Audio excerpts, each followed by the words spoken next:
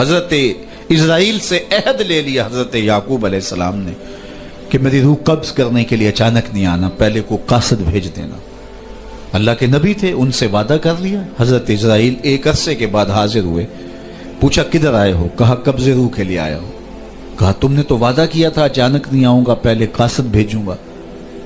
تو کہا حضرت میں نے تو قاصد بھیجے تھے۔ فرمایا میرے پاس تو ایک بھی نہیں آیا۔ عرض کی حضرت آپ کے سامنے کتنے لوگوں کی موت واقع ہوئی، یہ میرا قاصد نہیں تھا تو اور کیا تھا؟ یہ اٹھتے ہوئے جنازے میرا قاصد نہیں تھا تو اور کیا تھا؟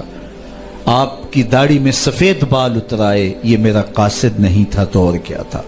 جب بینائی کم پڑنے لگے، جب اعضاء مدمحل ہو جائیں، جب چلتے ہوئے ٹھوکرے لگے، جب بولتے ہوئے لکنت آنے لگے، جب یادداشت کھونے لگے، تو سمجھ لو پیغام موت آ گیا۔ یہ ڈوبتا ہوا سورج ہمیں موت کا پیغام دے کے جا رہا ہے۔ دیکھو کیسا بھنک پن تھا، کیسی دوپہر تھی، کیسی کرنوں کی تمازت اور حدت، شدت اور گرمی تھی، لیکن آج درد غروب سے زرد ہوا جا رہا ہوں۔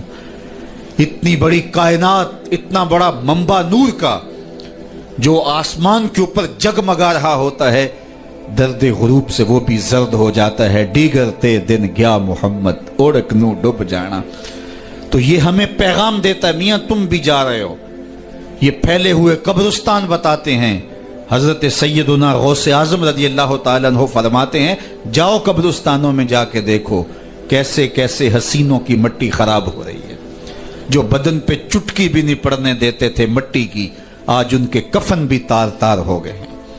یہ ڈوبتا سورج، یہ اٹھتے جنازے، یہ پھیلی ہوئی قبریں، یہ بڑھاپا، یہ بالوں کی سفیدی، یہ کمر کا خم، یہ آنکھوں کی بینائی کا کم پڑ جانا، یہ اعضاء کا مدمحل ہو جانا، یہ چلتے ہوئے ٹھوکنے لگنا، بولتے ہوئے لکنت لگنا، یہ سب کچھ موت کا پیغام ہے۔ حضرت عمر بیٹھے تھے دربار میں، ایک شخص آ کے کھڑا ہو گیا، یا عمر لا تنسا موتک، عمر اپنی موت کو نہیں بھولنا۔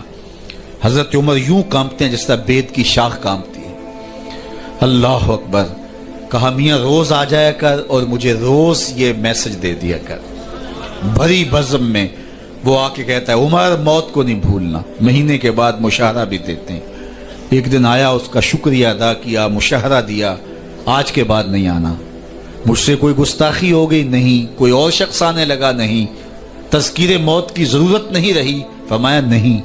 تو پھر مجھے چھٹی کیوں دی جا رہی ہے؟ تو حضرت عمر روئے، داڑھی پہ ہاتھ رکھا، ایک بال الگ کر کے کہا یہ دیکھ میری داڑھی میں سفید بال آ گیا، اب تیرے آنے کی ضرورت نہیں ہے، یہ بال ہی مجھے چین سے نہیں بیٹھنے دے گا۔ ہماری تو پوری داڑھی بھی سفید ہو جائے نا۔ میاں صاحب بولے ہڈیاں کمبن گوڈے کھڑکن تے اڑ گیا لک تیرا، اجے بھی بدیوں باز نہ آئوں جیو مرد دلیرا، فما اصبرہم علی النار۔ اللہ قرآن میں فرماتا ہے لوگوں کا آگ پہ کتنا حوصلہ ہے، کتنا حوصلہ ہے لوگوں کا آگ پہ۔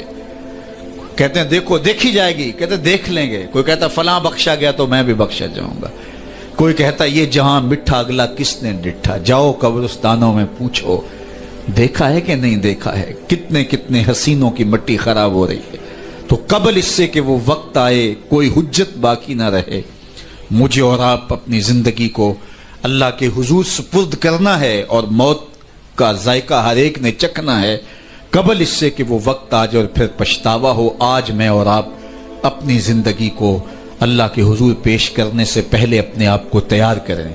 دو چیزیں دل کا زنگ اتارتی ہیں، کثرت کے ساتھ موت کی یاد اور قرآن مجید کی تلاوت۔ ادارت المصطفیٰ کی فکر لوگوں کو معاد سے جوڑنا اور کتاب اللہ سے ان کو مربوط کرنا ہے، اور اسی فکر کے اوپر ملک کے بلکہ دنیا کے ایک ایک گوشے پہ اس پیغام محبت کو پھیلایا جا رہا ہے، تاکہ اگر ہم اپنے دلوں کو مصفہ کرنا چاہیں، اپنے باطن کی پاکیزگی اور طہارت کا سامان کرنا چاہیں، تو ہمیں یہ کرنا ہوگا۔ اور یہ نسخہ دلوں کی پاکیزگی کا، دلوں کی صفائی اور ستھرائی کا، یہ ہمارا کوئی ایجاد کردہ نسخہ نہیں ہے، یا کسی سنیاسی بابے کا نسخہ نہیں ہے، یہ دل و قلب و نگاہ کے مرشد اولین کا بتایا ہوا نسخہ ہے، دلوں کے طبیب کا بتایا ہوا نسخہ ہے کہ اگر آپ اپنے دل مصفہ کرنا چاہیں، باطن صاف کرنا چاہیں، تو قرآن مجید کی تلاوت اور کثرت کے ساتھ موت کی یاد